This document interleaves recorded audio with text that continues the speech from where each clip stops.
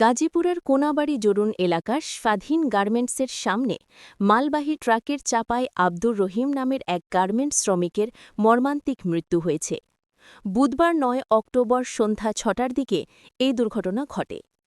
নিহত আব্দুর রহিম টাঙ্গাইল জেলার ভূয়াপুর উপজেলার বাগবাড়ি খুপিবাড়ি এলাকার বাসিন্দা তুলা শেখ এর ছেলে বলে জানা গেছে।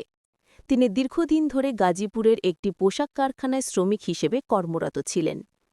স্থানীয় সূত্রে জানা যায়, সন্ধ্যার দিকে ডিউটি শেষে রাস্তা পার হচ্ছিলেন আব্দুর রহিম। এ সময় একটি দ্রুতগামী মালবাহী ট্রাক তাকে চাপা দেয়। ঘটনাস্থলেই তার মৃত্যু হয়।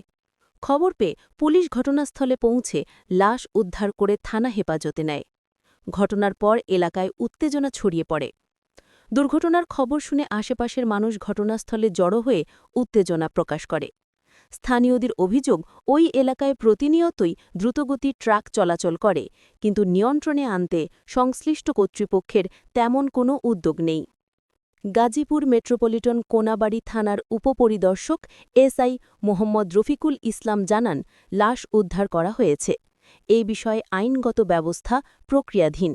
তিনি বলেন, এ ঘটনায় ট্রাকটি আটক করা গেলেও কৌশলে পালিয়ে যায় চালক। চালককে আটক করার চেষ্টা চলছে।